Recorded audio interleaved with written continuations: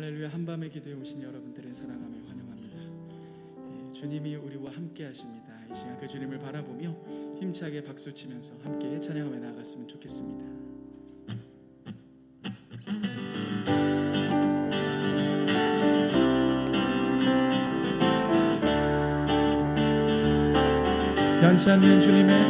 변찮는 주님의 사랑, 거룩한 보혈의 공로를 우리 다 찬양을 합시다. 주님을 만나볼 때 다시 한번 변찮는 주님의 사랑과 거룩한 보혈의 공로를 우리 다 찬양을 합시다. 주님을 만나볼 때까지 예수는 우리를 깨끗게 하시는 주시는 그의 피 우리를 눈보다 더 희게 하셨네. 우리를 깨끗게 한 피를 무궁한 생명의 물이새 생명의 구원을 받은 자 하나님 찬양을 합시다. 예수는 우리를 깨끗게 하시는 주시는 그의 피 우리를 눈보다 더 희게 하셨. 주님의 거룩한 보혈을 날마다 입으로 단증해 담대히 싸우며 나가세. 천국에 우리 4절로 찬양하겠습니다. 십자가 단단히 붙잡 날마다 이기며 나가세. 머리에 면류관 쓰고서 주 앞에 찬양할 때까지 예수는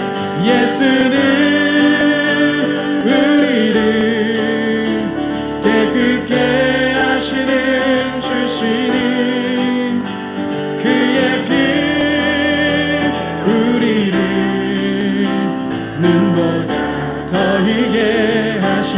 죄에서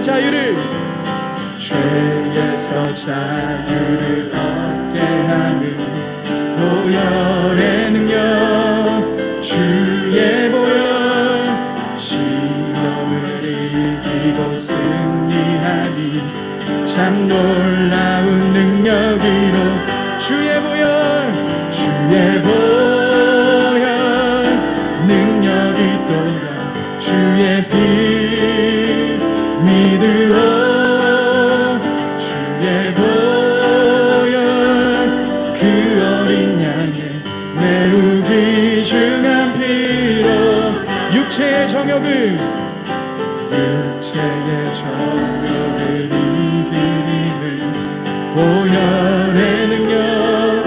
주의 보혈 정결한 마음을 얻게 하니 참 놀라운 능력으로 주의 보혈 능력이 또다. 주의 피 믿으오. 주의 보혈 그 어린 양의 매우 귀중한 피로 눈보다 더 희게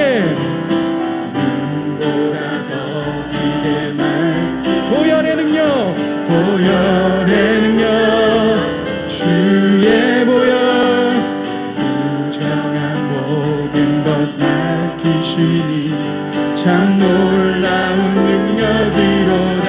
아멘.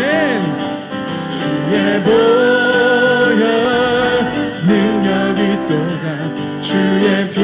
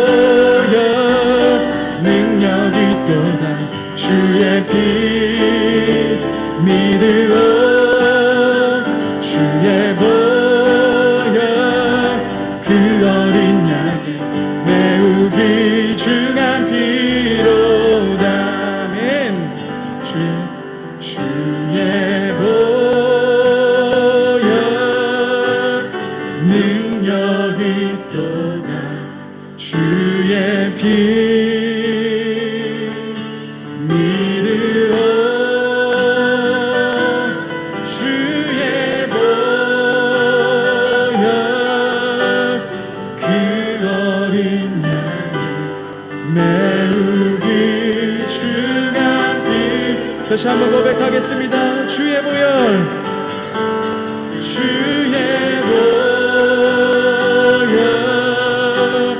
능력이 있도다. 주의 피 믿으오. 주의 보혈 그 어린 양의 메우기. 다시 한번 고백하며 나아갔으면 좋겠습니다. 주의 보혈 능력이 있도다. 주의 보혈 능력이 있도다. 주의 피 믿으오. 주의 보혈 그 어린 양의 메우기. 주가 필요다.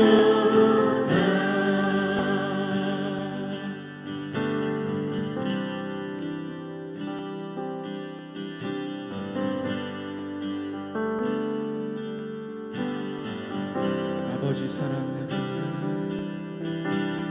아버지 사랑 내가 노래해.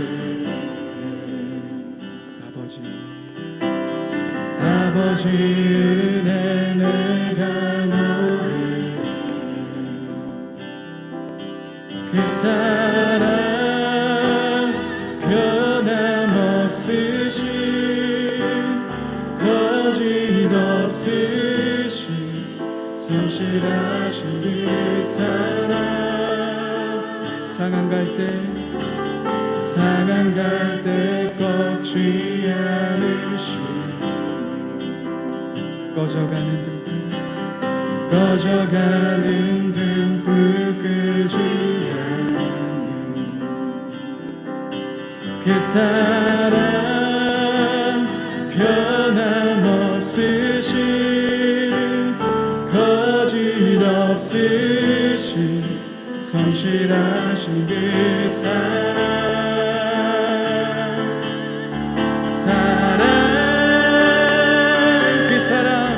그 사랑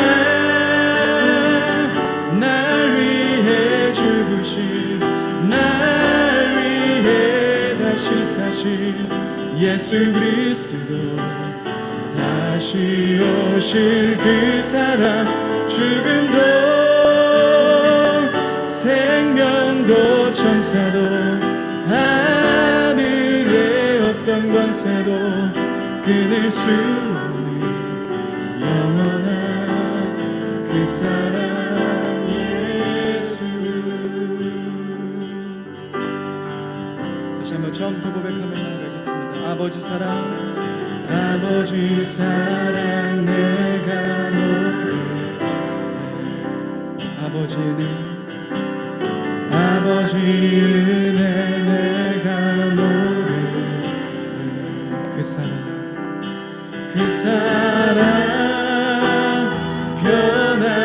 변함없으신 거짓 없으신 성실하신 그 사랑.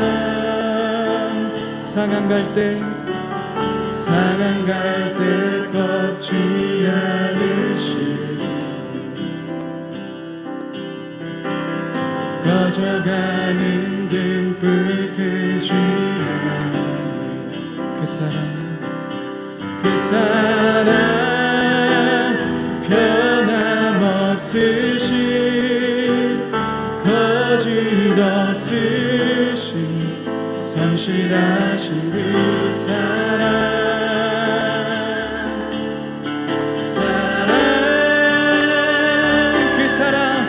그 사랑 날 위해 죽으신, 날 위해 다시 사신 예수 그리스도.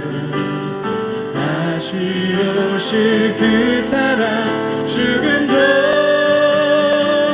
생명도 천사도 하늘의 어떤 권세도 끊을 수 없는 영원한 그 사랑 사랑, 그 사랑 날 위해, 그 사랑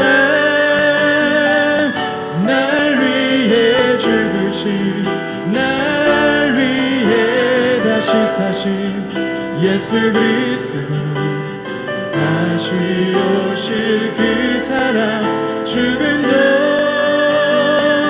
생명도 천사도 하늘의 어떤 권세도 끊을 수 없는 영원한 그 사랑 예수, 영원한 그 사랑 예수, 영원한 그 사랑. 다시 한번 고백하겠습니다. 영원한 그 사랑 예수, 영원한 그 사랑 예수.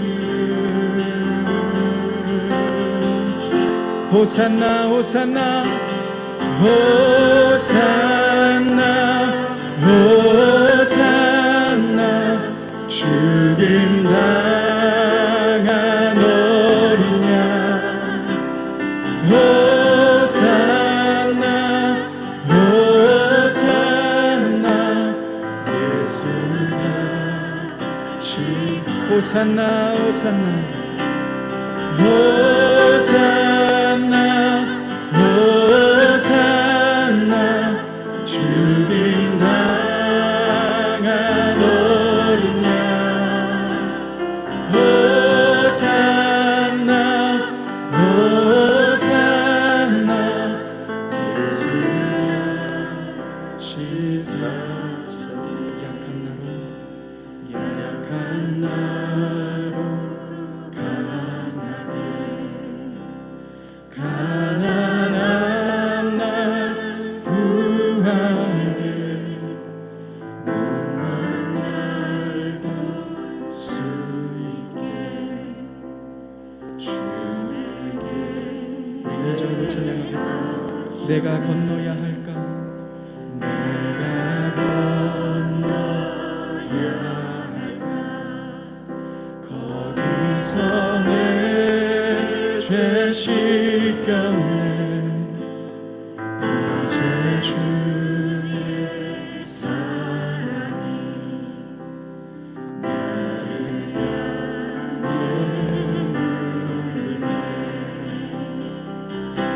호산나 호산나 호산나, 죽임 당한 어린 양. 호산나 호산나, 예수가 시. 호산나 호산나 호산나, 죽임 당한 어린 양. 호산나 호산나, 예수가 시사하신. 호산나 호산나 호산나, 죽임 당한 어린 양. 호산나 호산나, 예수가 시. 다시 한번 고백하겠습니다. 호산나 호산나 호산나, 죽임 당한 어린 양. 호산나 호산나, 예수가 시사하셨네.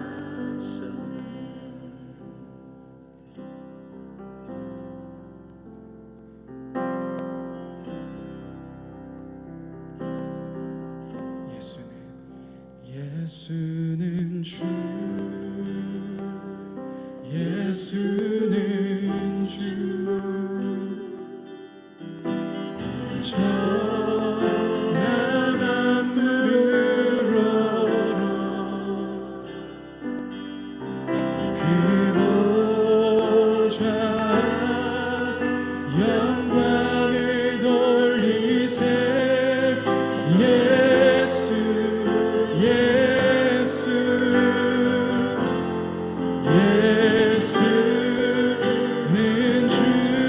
예수는 주, 예수는 주,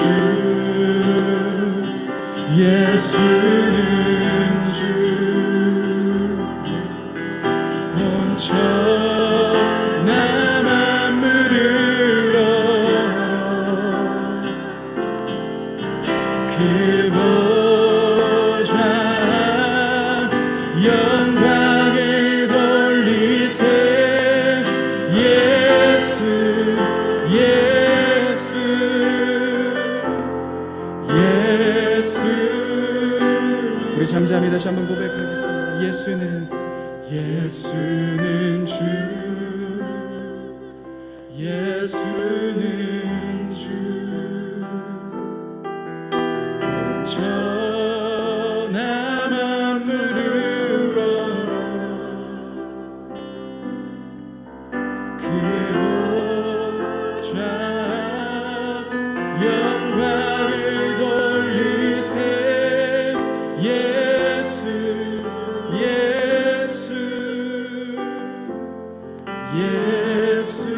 예수는 주.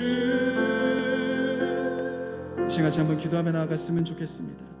여러분, 주님은 예배자들을 찾고 계십니다. 주님께 예배하는 자들을 기다리고 계십니다. 여러분, 이 시간 같이 한번 기도하실 때 주님, 내가 주님 한 분만을 더 깊이 예배하기 원합니다.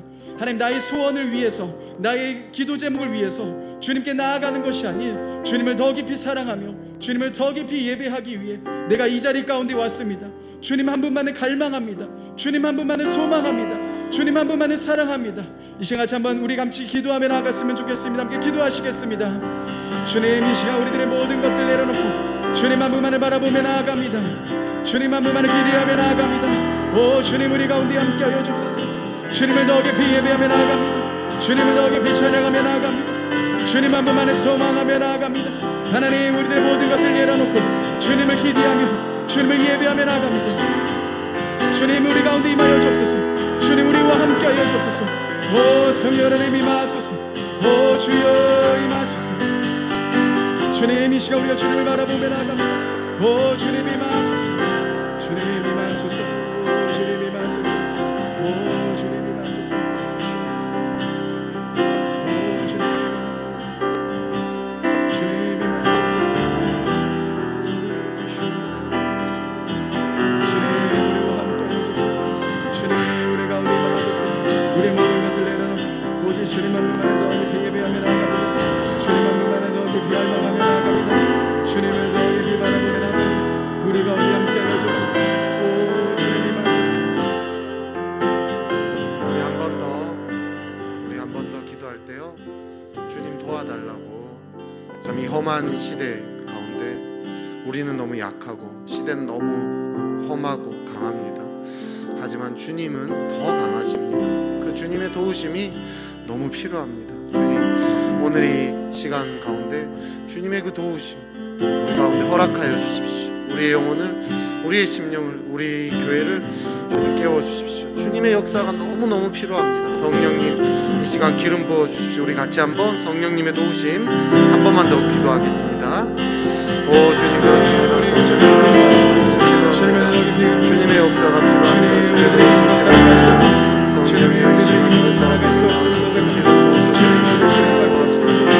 우리 힘으로 나 아무것도 할 수 없습니다. 주님의 도우심이 필요하고 주님의 역사가 필요합니다. 우리는 아무것도 할 수 없습니다. 주님의 역사에서 기름 부어주십시오. 우리가 온 힘을 다해 온 마음을 다해 주를 갈망합니다. 성령 주님, 우리 것 가운데 역사하시고 오 주님 기름 부어주십시오. 역사해 주십시오.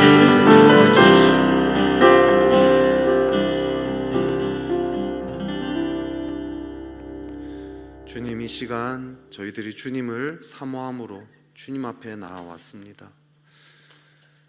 주님, 우리의 이 갈급한 이 심령을 당신의 영으로 채워주십시오. 당신의 그 기름 부으심으로 채워주십시오.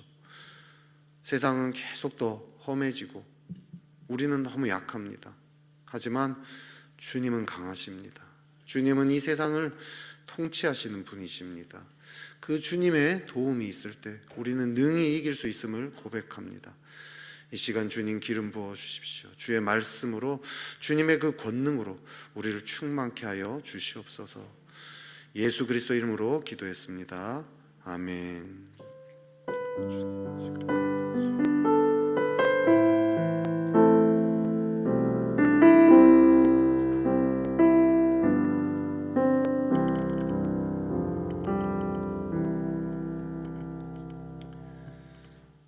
한밤의 기도에 오신 여러분 환영합니다. 네, 우리 옆 사람한테 눈짓으로 잘 오셨습니다 한번 해볼까요? 네, 잘 오셨습니다. 잘 오셨습니다. 네, 우리 학가다 말씀 먼저 3번 같이 읊조리도록 하겠습니다. 이사야 40장 31절 말씀. 오직 여호와를 앙망하는 자는 새 힘을 얻으리니 독수리가 날개치며 올라감 같을 것이요 다른 박질하여도 곤비하지 아니하겠고 걸어가도 피곤하지 아니하리로다. 이사야 40장 31절 말씀. 이사야 40장 31절 말씀. 오직 여호와를 앙망하는 자는 새 힘을 얻으리니 독수리가 날개치며 올라감 같을 것이요 다른 박질하여도 곤비하지 아니하겠고 걸어가도 피곤하지 아니하리로다. 이사야 40장 31절 말씀. 이사야 40장 31절 말씀. 오직 여호와를 앙망하는 자는 새 힘을 얻으리니 독수리가 날개치며 올라감 같을 것이요 다른 박질하여도 곤비하지 아니하겠고 걸어가도 피곤하지 아니하리로다. 이사야 40장 31절 말씀. 아멘. 아멘. 네, 오늘 하나님께서 우리에게 주신 말씀 로마서 8장 1절부터 2절까지의 말씀입니다. 로마서 8장 1절부터 2절까지의 말씀. 네, 우리 짧은 구절이니까 우리 같이 한 목소리를 한번 읽도록 하겠습니다.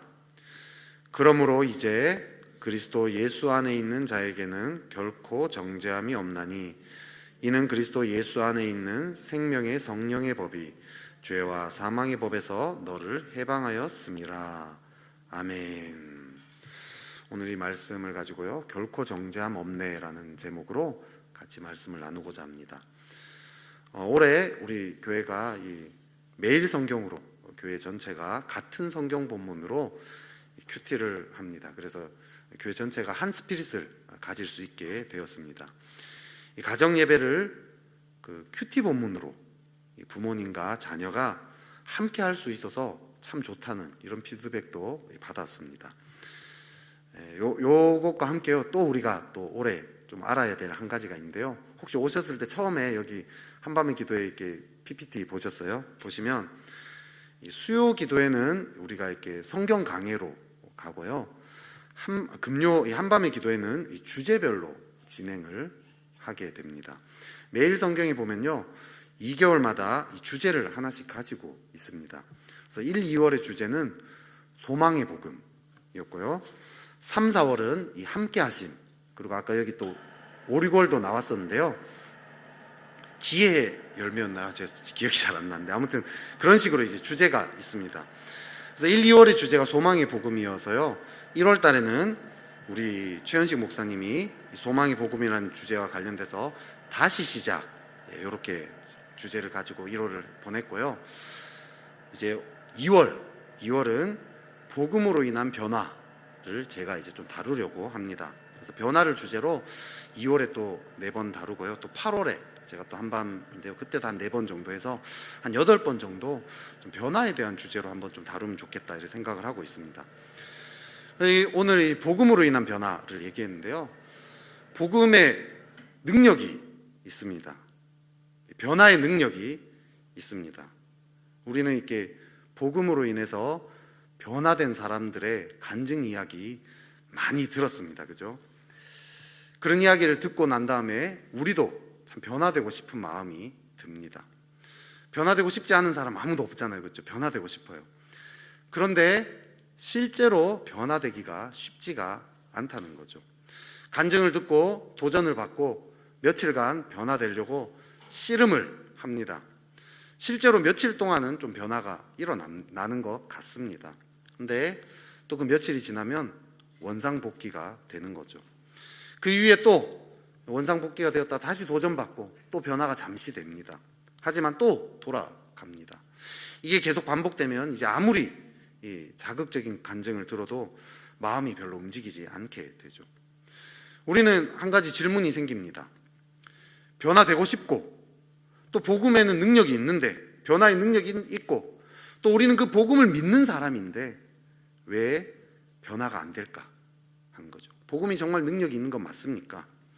복음으로 변화됐다는 그 사람들의 간증은 도대체 나랑 무슨 상관이 있는 것입니까? 저는 이제 허리 통증이 좀 있습니다. 허리를 위해서 기도를 좀 부탁을 드렸더니요, 주변 사람들이, 수많은 사람들이 저에게 간증을 했습니다. 어떤 분은 조금만 움직여도 허벅지 쪽이 막 칼로 찌르는 듯이 너무 아파서 누워만 있었답니다. 그래서 수술하기 너무 싫었지만 어쩔 수 없이 수술을 합니다. 근데 의사를 잘 만나서인지 한 방에 완전히 다 나았다고 합니다. 그래서 저한테 그 병원 이름과 의사 선생님 이름까지 알려주면서 꼭 거기 찾아가라고 합니다. 어떤 분은 통증 때문에 밤에 1시간 이상을 연속으로 자본 적이 없답니다. 너무 아파서 늘 깬다는 거죠. 그렇게 그것도 한 10년을 보냈다는데, 뭐 별의별 치료를 다 해봤다는 거죠.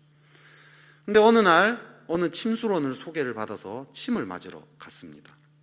10번째 맞을 때부터 4시간 이상 잠을 자기 시작했답니다. 30번이 넘어가면서 통증이 거의 사라져 버렸답니다. 일상생활에 이제 거의 큰 불편함이 없다고 하면서 그분께 꼭 침을 맞으라고 또 그분을 소개시켜 줍니다. 어떤 분은 또 식단 조절을 합니다. 음식을 잘 조절하면 염증 수치가 낮아져서 이 통증이 사라진다고 하는 거죠. 어떤 분은 미친 듯이 걸었답니다. 전국 방방곳곳을 다 걸어 다녔답니다. 어떤 분은 속근육 강화 운동을, 코어 근육 강화 운동을 매일 1시간씩 집에서 했다고 합니다. 그 다양한 간증을 제가 다 들으면서 제가 시도를 많이 해봤을까요? 안 해봤을까요? 많이 해봤겠죠. 제일 많이 한 게 걷는 거, 침 맞는 거입니다. 효과가 있었을까요? 없었을까요? 네. 효과가 있었습니다. 하지만 저에게 간증한 그 사람들만큼의 효과까지는 못 누렸습니다. 특별히 이게 침 같은 경우는요, 통증이 심할 때만 이렇게 맞으러 갔어요. 급할 때 맞았죠. 맞았더니 좋아졌습니다. 근데 계속 맞으니까 별 효과가 없었습니다. 이제는 침을 맞을 때가 아니라 운동을 해야 할 때라는 걸 알게 되었습니다. 침을 맞아라, 수술을 해라, 음식을 조절해라, 걸어 다녀라, 수영을 해라, 다 맞는 말입니다. 다 효과가 있는 거예요. 하지만 그 사람의 상황에 맞아떨어져야 하는 거죠. 허리 통증이라고 제가 뭉뚱그려서 얘기했지만 허리 통증이 어떻게 한 가지 이유만으로 있겠습니까? 이유가 너무 다양하죠. 디스크가 튀어나왔다든지, 디스크가 터진 거라든지, 아니면 근육이 심각하게 뭉쳤다든지, 신경에 문제가 있다든지, 아니면 이런 여러 가지 복합적인 문제가 여러 가지가 합쳐져 가지고 일어난 문제인지 다 다르다는 거죠. 또 사람마다 또 체질이 다 다릅니다. 체력이 또 다릅니다. 어떤 치료는 체력이 떨어지는 사람은 받으면 더 힘들어지기도 합니다. 오히려 병을 악화시킬 수도 있는 거죠. 사람마다 상황이 다 다르기 때문에 천편일률적으로 이거 하나만 하면 무조건 된다 이렇게 할 수 없다는 거죠. 또 과거에는 효과 있었을지 몰라도 지금은 효과가 없을 수 있다는 거죠. 안 맞을 수 있죠. 또 효과도 사람마다 다 다르게 나타납니다. 어떤 사람은 한 방에 대박을 터뜨리는데요, 어떤 사람은 천천히 조금씩 회복이 되기도 합니다. 수술, 침, 운동, 식단 조절, 물리치료 이런 것들은요 다 효과가 있는 거예요. 능력이 있는 겁니다. 능력이 없는 게 아니에요. 다만 그 사람의 상황에 맞게 시적절하게 적용이 될 때 제대로 된 효과를 볼 수 있다는 거죠. 복음으로 인한 변화도 마찬가지입니다. 복음은 사람을 변화시키는 능력이 있습니다. 하지만 복음은요, 뭉뚱그려서 복음이라고 했지만 엄청나게 다양한 측면들이 있다는 거죠. 율법적으로 살아온 사람에게 너무 율법적이다. 이 사람은요, 행위가 아니라 존재로 인한 사랑, 그 존재로 인한 사랑의 복음이 필요합니다. 하지만요, 인생을요 아무런 틀도 없이 그냥 방탕하게 살아온 사람에게는요, 존재의 사랑을 행위로 실천하게끔 하는 그런 복음이 필요한 거죠. 어떤 사람은요, 징계가 필요한 사람도 있습니다.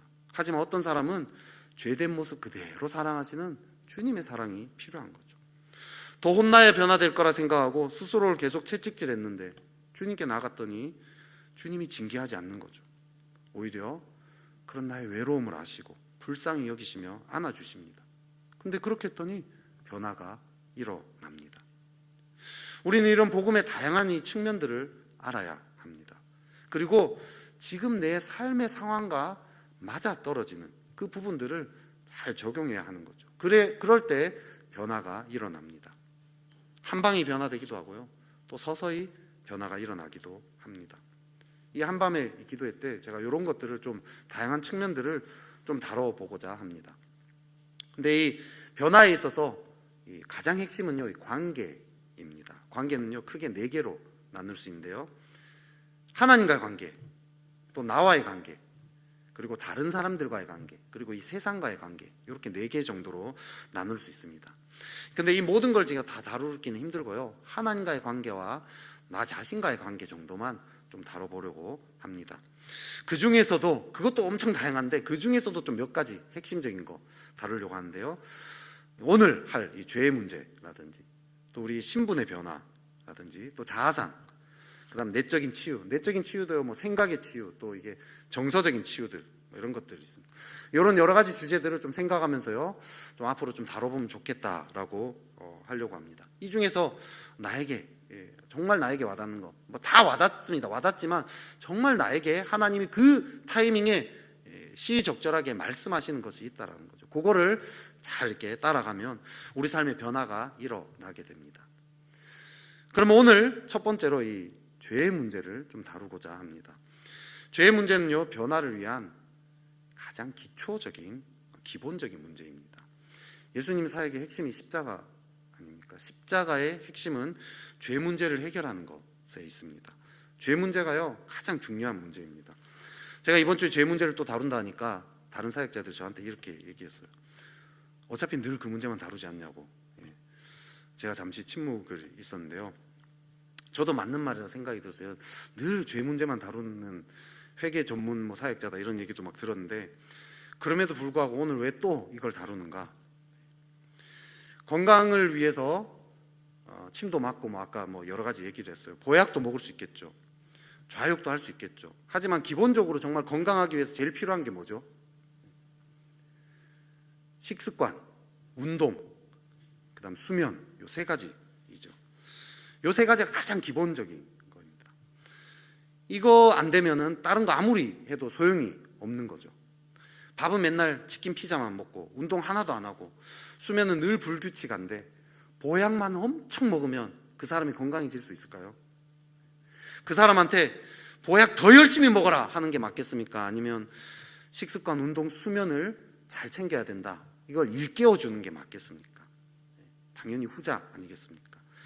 죄의 문제도 마찬가지입니다.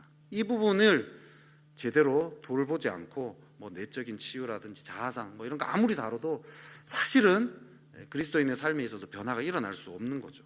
이게 가장 기초적인 문제입니다. 근데 문제는 많은 성도들이 이 기초적인 거지만 이 기초적인 것을 잘 실천하지 못한다라는 거죠. 죄사함에 대한 확신도 없이 이 신앙생활을 합니다. 머리로는 아는데 마음으로는 잘 못 누립니다. 과거에는 이 확신을 가지고 살았을지 몰라도 지금은 그게 잘 마음에 와닿지 않습니다. 코로나 때문에 요즘 영적인 힘들을 많이 잃어버린 이야기들을 듣습니다. 나름 애쓰고 있는데, 하나님께 나가려고 애쓰고 있는데 잘 안 된다라고 합니다. 평소에는 괜찮은데 기도하려고 하면 가슴이 답답해요. 막막해요. 뭘 기도해야 될지 잘 모르겠습니다. 기도하기가 싫죠, 기본적으로. 또 기도를 해도 그냥 형식적으로 합니다. 그래도 내가 교회에서 맡은 게 있는데, 또 사역자인데, 장로인데, 권사인데, 집사인데, 순장인데, 기도 자료로 가기는 갑니다. 예배 자료로 나가긴 나갔는데 기쁨이 없는 거죠. 인터넷으로 영상을 틀어놓기는 하는데 사실 별로 갈망이 없습니다. 별로 집중이 안 됩니다. 신앙생활에 감사가 없고요, 평강이 사라졌습니다. 이럴 때 우리는요, 죄의 문제로 들어가야 돼요. 다른 걸로 어떻게 회복이 일어나겠습니까? 신앙의 기초이기 때문에요, 이걸 계속 일깨워야 합니다. 그런데 한 가지 더 큰 이유가 있습니다. 죄의 본질상 우리는 이걸 계속 일깨워야 됩니다. 왜냐하면 죄는 본질적으로 감추려는 특징이 있기 때문입니다. 자기 정체를요 계속 숨깁니다. 계속 감춰요. 우리는 그래서 우리도 모르는 사이에 이걸 잊어버립니다. 예수님과의 행복한 동행이라는 책에서 유기성 목사님이 이렇게 얘기합니다. 죄를 깨닫는 것이 영적 생명의 시작입니다. 이것이 십자가의 능력입니다. 자기가 얼마나 큰 죄인인가를 깨닫는 것이 거듭남의 시작입니다. 라고 합니다. 죄의 문제를 오늘 다루려고 하는데 이걸 위해서 제일 첫 번째 해야 될 것은요, 죄를 대면하는 것입니다. 내가 죄인인 줄 알아야 십자가도 필요하겠죠. 회개하라고 하면 뭘 회개해야 될지 잘 몰라요. 회개할 거리가 없다는 거. 내가 정말 깨끗하게 살아서 그런 걸까요? 그거 아닌 거 우리 다 알잖아요. 그죠? 죄는요 자기를 감춥니다. 왜 감출까요? 감춰야지 계속 죄를 지을 수 있기 때문입니다. 그러기 위해서 죄가 쓰는 전략이 하나 있습니다. 변명하고요, 합리화시키는 거죠. 이 정도는 누구나 하잖아. 나만 이렇게 하는 거 아니야. 이 정도도 안 하면서 사는 사람이 누가 있어? 아, 이건 어쩔 수 없었어. 누구든지 내 입장이 되면 이렇게 할 수밖에 없을걸? 이런 상황에서 어떻게 그렇게 살아? 그거 불가능해. 몇 번 해봤는데 안 되잖아. 에이, 그냥 나는 이렇게 살 수밖에 없어. 이런 식으로요 계속 합리화하고 변명합니다. 그렇게 계속 합리화하고 변명하면 어떤 일이 벌어질까요? 마음이 강팍해지죠. 죄를 짓고도 죄인지 모르게 됩니다. 처음에는 양심의 가책을 느껴요. 이건 하나님이 우리에게 주신 영혼의 아름다운 특성입니다. 근데 변명과 합리화가 계속 진행되면 양심의 가책이 사라집니다. 처음에는요, 합리화하려면요 마음의 에너지를 많이 쏟아야 돼요. 마음에 갈등이 생깁니다. 두렵습니다. 괴롭습니다. 아, 이러면 안 되는데, 아, 진짜 이러면 안 되는데, 아, 이거 이렇게 하면 안 되는데, 아, 어쩌지? 아, 뭐 어쩔 수 없, 아, 어떡하지? 아, 내일은 꼭 회개하고 돌이켜야지. 근데 이게 계속 반복되면요, 그냥 자연스럽게 그렇게 행동하게 되는 거죠. 많은 그리스도인들이 나는 죄인이라고 고백합니다. 근데 정말 자기가 죄인인지, 얼마나 큰 죄인인지 잘 깨닫지 못합니다. TV에 보면요, 엄청난 막 살인죄를 저지르고 막 진짜 나쁜 짓을 한 사람들이 있습니다. 그렇게 하고도 자기 죄를 몰라요. 그죠? 되게 뻔뻔하게 막 이렇게 화면에 막 비춰집니다. 그거 보면 정말 화가 나죠. 화가 납니다. 막, 아, 뭐 저런 놈이 다 있냐. 저 진짜 막 저런 건 어떻게 말을 못 하겠는데 아무튼 막 그렇게 해버렸으면 좋겠다. 막 이렇게 되죠. 그런데 정작 우리는 우리의 죄를 알고 있을까요? 다윗이 밧세바를 간음하고 자기의 충직한 부하인 우리아를 죽입니다. 간음과 살인죄를 범합니다. 그런데 자기가 하나님 앞에 얼마나 큰 죄인인지 모르고 계속 살아가죠.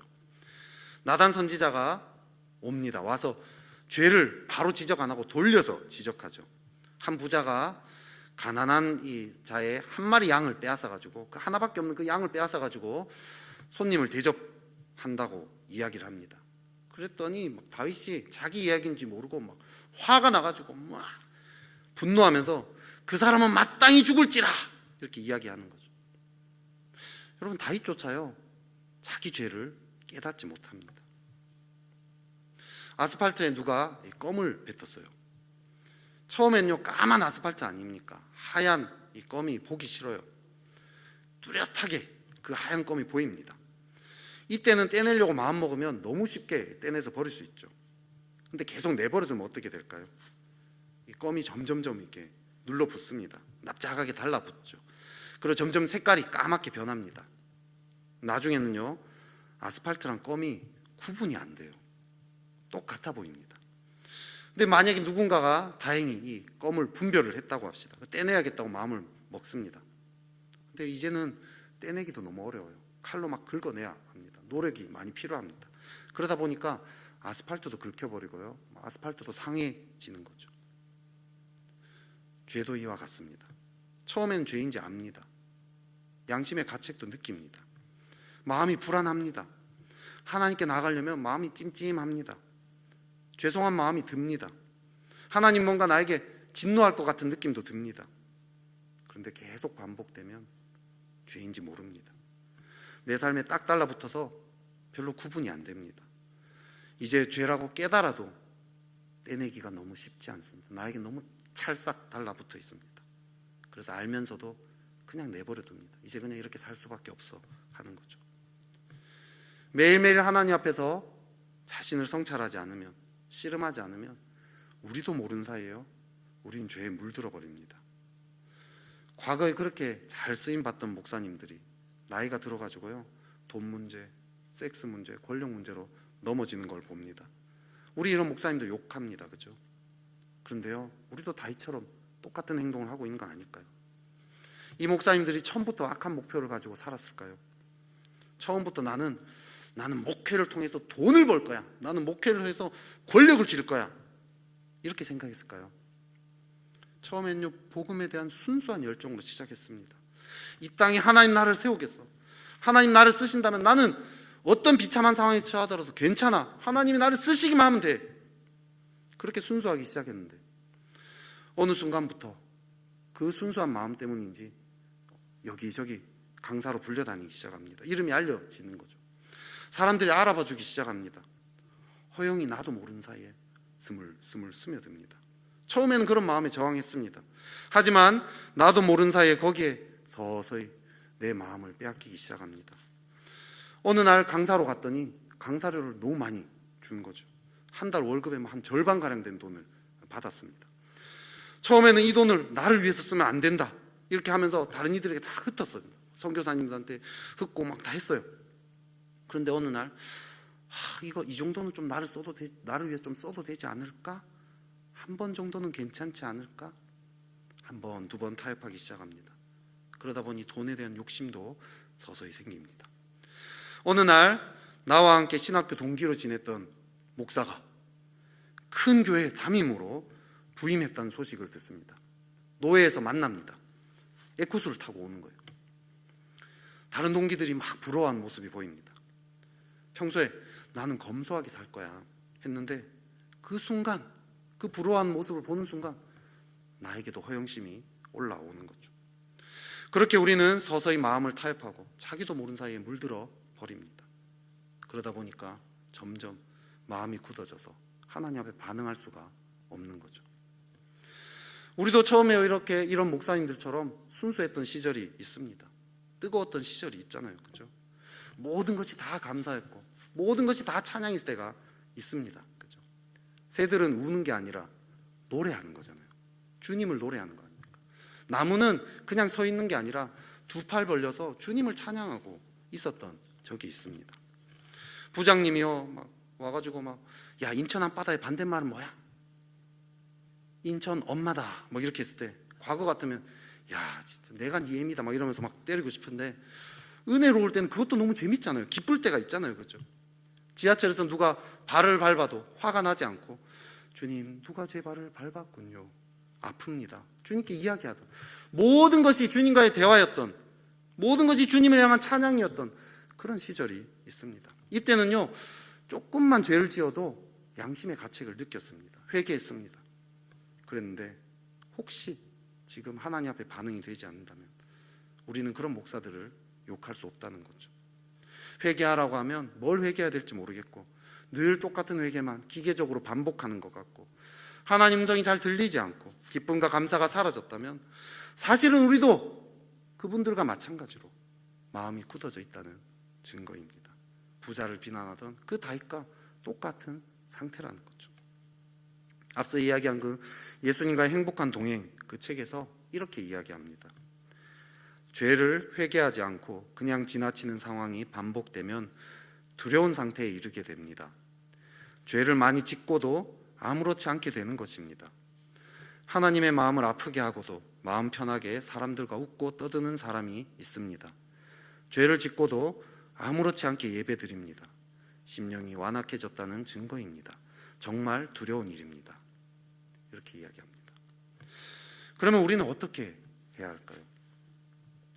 제일 먼저요, 태도를 바꿔야 합니다.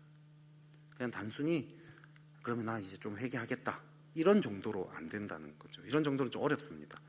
미국의 유명한 부흥사 빌리 썬디 목사가 이렇게 이야기합니다. 나는 죄와 싸우겠다. 발이 있는 한 죄를 차버리겠고, 주먹을 가지고 있는 한 죄를 쳐버리겠고, 머리를 가지고 있는 한 죄를 받아버리겠고, 치아를 가지고 있는 한 죄를 물어뜯겠다. 내가 늙어서 주먹과 치아의 힘이 없어진다면 영광의 내 집에 들어갈 때까지 잇몸으로라도 죄를 이기겠다. 이런 태도를 가진 사람이 회개할 수 있습니다. 앞서서 죄는요, 자신을 감추려는 속성이 있다라고 얘기했습니다. 그런데요, 죄만 자기를 감추는 게 아니라 죄를 짓는 사람도 자기를 감추려고 합니다. 탈무드에 보면 유대인에게는 제11계명이 있다라고 이야기합니다. 10계명을 다 어겨도 이 11계명만 잘 지키면 된다는 거죠. 문제가 없다고 합니다. 11계명이 뭐죠? 다 아시죠? 들키지 말라입니다. 탈무드에 왜 이것이 기록이 됐을까요? 이게 인간의 죄된 속성을 잘 보여주기 때문입니다. 사람들은요, 어떻게 하면 죄를 안 지을 수 있지? 죄를 안 짓고 싶어. 별로 관심이 없어요, 거기에는. 어떻게 하면 안 들킬 수 있을까? 여기에 관심이 있습니다. 사람들은 들키지만 않으면 괜찮다고 자기를 합리화합니다. 양심에 약간 거리낌이 있어도요, 그냥 쉽게 무시해 버립니다. 들통난 것만 죄라고 여깁니다. 감출 수 있으면 죄라고 여기지 않죠. 그냥 뻔뻔하게 아무렇지도 않은 척 살아갑니다. 우리도 겉으로 괜찮은 척하지만 사실 속에 어두운 것들이 많지 않습니까? 한 목사님이 이렇게 설교합니다. 이것도 예수님과 행복한 동행 책에 나옵니다. 제게는 생명과 같이 소중한 것들이 있습니다. 아이들은 저를 아버지로 인정하고 존경합니다. 아내도 저를 남편으로 극진히 사랑해주며 다른 많은 교인도 저를 제법 좋은 목사로 인정해줍니다. 이것이 무너진다면 내 생명과 인생은 아무것도 아닙니다. 그러나 저에겐 그와 같은 축복의 관계를 단번에 다 깨버릴 수도 있는 죄와 허물이 있습니다. 그동안 지은 죄가 10분의 1, 아니 100분의 1이라도 공개된다면 그들은 제가 자신들의 아버지, 남편, 그리고 목사라는 사실을 인정하기 어려울지도 모릅니다. 그것처럼 치명적인 일이 어디 있겠습니까? 저는 죄의 삭시, 사망이라는 말씀에 1000번, 10,000번 동의합니다. 죄의 삭은 사망인 것이 맞습니다. 자식에게 아버지로 존경받지 못하고 아내에게 남편으로 사랑받지 못하며 목사로서 교인들에게 인정받지 못한다면 그것을 어떻게 살아있는 것이라고 할 수 있겠습니까? 그래서 저는 속죄의 은혜가 가장 큰 축복임을 믿습니다. 이렇게 설교를 했답니다. 겉으로는요, 아무런 문제 없어 보이는 목사님입니다. 근데 이 목사님이 고백하기로 자신의 죄를 100분의 1만 공개해도 모든 관계가 다 깨질 거라고, 이 자기가 가지고 있는 그 죄, 은밀한 그 죄가 아주 치명적이다라고 고백합니다. 우리도 겉으로는요 다 멀쩡해 보입니다. 아무런 문제가 없어 보입니다. 하지만 들여다보면 치명적인 죄들이 있습니다. 단지 들키지 않았을 뿐입니다. 들키지 않았으니까 별로 죄라고 여기지 않습니다. 이런 모든 죄들을 하나님 앞에 다 드러내고 싸우겠다, 씨름하겠다, 이런 태도를 회복해야 합니다. 이 태도를 바꿔야 합니다. 태도는 틀이에요, 틀. 이 틀 자체가 바뀌지 않으면 아는 채 그냥 회개한다고 회개가 되지 않습니다. 계속 그냥 회개하니까 회개가 계속 다람쥐 쳇바퀴 돌듯이 그냥 계속 반복만 됩니다. 시키니까 회개하겠다, 이 정도로 안 된다는 거죠. 이런 회개는요, 이미 그냥 들통난 그런 죄들, 내가 쉽게 대면할 수 있을 만한 그런 쉬운 죄들만 회개할 뿐입니다. 하지만 내게 어떤 죄가 드러난다 할지라도 나는 그것과 싸우겠다, 하나님과의 관계를 가로막은 것이라면 그것이 무엇이든지 간에 나는 끝까지 포기하지 않고 씨름하겠다, 그 관계에 가로막고 있는 것이 무엇이든가 난 그것을 다 제거하겠다, 어찌하든지 간에 난 그것을 떨쳐내고 말겠다, 이런 태도를 회복해야 한다는 거죠. 여러분, 하나님과의 관계를 가로막은 게 있는데 그거 계속 내버려 둘 거예요? 끝장을 봐야 하지 않겠습니까? 어찌하든지 간에 그걸 씻어내고 다시 하나님과 관계 회복해야 하지 않겠습니까? 이 태도를 회복할 때 진정으로 회개할 수 있습니다. 이게 첫 번째입니다. 근데 이렇게 첫 번째로 이렇게 나아가면요, 우리 안에 있는 감춘 것들이요 낱낱이 드러나기 시작합니다. 그러면 두 번째, 필요한 것은요, 믿음입니다. 어떤 믿음입니까? 용서받았다는 믿음이죠. 내 죄가, 이 모든 죄가 어떤 것이 드러난다 할지라도 이 모든 것은 예수님의 십자가로 말미암아 깨끗이 용서받았다라는 것을 믿는 거죠. 근데 이 믿기가 쉽지 않습니다. 마귀는요, 제일 먼저는 죄를 감춰버립니다. 안 드러나게 감추죠. 근데 드러나면, 일단 드러나버리면 이제 그걸 가지고 계속 정죄합니다. 비난합니다. 죄책감과 수치심을 줍니다. 너는 하나님께 나갈 자격이 없어, 이렇게 이야기하죠. 종교개혁자 루터한테 이런 일화가 있습니다. 루터가 중병에 걸립니다. 마귀가요, 루터의 침실로 큰 두루마리를 하나 들고 들어옵니다. 마귀가 두루마리 한쪽 끝을 마룻바닥에 던지니까요, 두루마리가 쭉 두루루루 이렇게 풀립니다. 그래서 거기에는 이 루터의 죄가 낱낱이 적혀 있습니다. 루터가요, 죄책감에 시달리게 됩니다. 앞이 캄캄해지면서요, 맥이 풀립니다. 낙심하는 거죠. 과거 일이라고 잊어버리고 있었던 부끄러운 죄까지 낱낱이 자세하게 다 적혀 있었답니다. 마귀가 루터에게 말합니다. 이렇게 들어온 네가 무슨 종교개혁을 한다고, 너나 바르게 살아, 너의 죄를 어떻게 할 거냐, 협박을 합니다. 자신이요, 너무 부끄럽고 창피하고 추하고 더럽고 냄새나고 가증스럽게 느껴집니다. 그런데 그때요, 그 순간 루터가요, 두루마리에 적혀있지 않은 한 가지 사실이 번개같이 떠오릅니다. 그리고 소리칩니다. 너는 한 가지를 빠뜨렸어. 거기에 적힌 것들은 다 사실이지만 당신은 가장 중요한 것을 잊었어. 예수 그리스도의 피가 우리의 모든 죄를 씻어주신다는 사실을 말이요. 이렇게 얘기했더니 마귀와 두루마리가 모두 사라졌다고 합니다. 그리고 루터의 마음에는 다시 평화가 찾아왔다고 합니다. 죄를 깨닫지 못하는 것도 문제지만 죄를 깨닫고 난 다음에 죄를 용서받았다는 확신을 가지지 못하는 것도 문제입니다. 죄사함에 대한 오해가 있어요.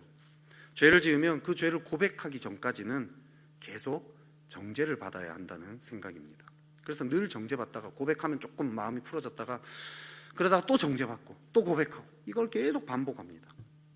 하지만 오늘 본문의 1절, 오늘 우리가 읽었던 본문 1절 다시 한번 읽어보겠습니다. 시작. 그러므로 이제 그리스도 예수 안에 있는 자에게는 결코 정죄함이 없나니. 결코 정죄함이 없다라고 이야기합니다. 왜 그렇죠? 우리의 모든 죄가 이미 다 용서받았기 때문입니다. 그러면 왜 굳이 고백해야 합니까? 왜 회개해야 합니까? 회개는요, 죄 사함을 받기 위한 행위가 아니에요.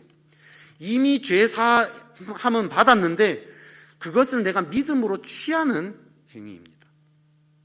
내가 회개했기 때문에 용서받는 게 아니라는 거죠. 우리가 회개하든 회개하지 않든 이미 우리의 죄는 십자가에서 다 용서를 받았습니다. 그런데 문제는 우리가 그걸 잘 못 믿는 거죠. 우리는 자꾸 우리 스스로를 정죄합니다. 하나님께 담대하게 나아가지 못합니다. 내가 이런 죄를 지었으니까 하나님 나 싫어하실 거야. 나 하나님께 나아갈 자격 없어. 루터처럼요, 죄책감에 시달리고요, 부끄러워하고 창피하고 추하고 더럽고 냄새나고 가증스럽게 본인 스스로를 느낍니다. 하지만 우리가 회개할 때 아니야, 주님이 나를 용서하셔서, 이미 용서하셔서, 이걸 확신하게 된다는 거죠. 내가 용서받은 것을 확신하게 됩니다. 그래서 담대하게 하나님께 나아갈 이 담력을 얻게 된다는 거죠. 죄사함은요, 우리의 노력이나 행위로 얻어지는 게 아닙니다. 그냥 은혜로 값없이 주어지는 거예요. 우린 그걸 그냥 믿음으로 받아들일 뿐입니다. 또 죄사함은요, 주님이 우리의 죄를 기억지도 않는다라고 이야기합니다. 이걸 믿어야 돼요. 보통 이 죄는요, 반복적으로 짓습니다. 여러분, 죄를 지을 때 정말 기상천외하고 정말 어마어마한 특별한 죄를 지어가지고 죄책감에 시달립니까? 그렇지 않잖아요. 그냥 일상적인 죄를 계속 꾸준하게 반복해서 짓습니다. 그래서요, 너무 반복해서 지으니까 하나님 앞에 죄송해서 더 이상 회개할 수 없다라고 이야기합니다. 아니에요. 반복적인 죄도 십자가에서 이미 모두 용서하셨습니다. 그리고요, 그 죄를 기억지도 않는다라고 이야기합니다. 히브리서 10장 17절에서 이렇게 얘기합니다.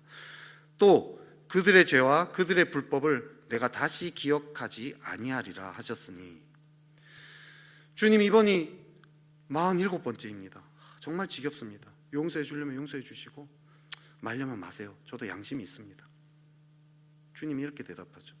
그랬어? 너가 그렇게 죄 지었는지 나 몰랐어. 그리고 지금 짓는 그 죄도 이미 용서했단다. 주님은요, 과거 이제 기억하지 않으세요.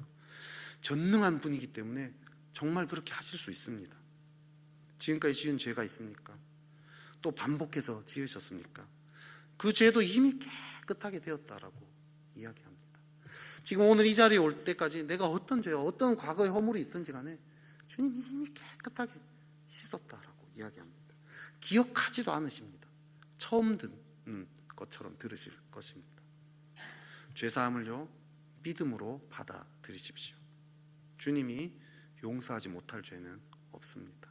오늘 이 자리에 왔을 때 우리 이미 깨끗하게 되었다라고 주님 말씀하십니다.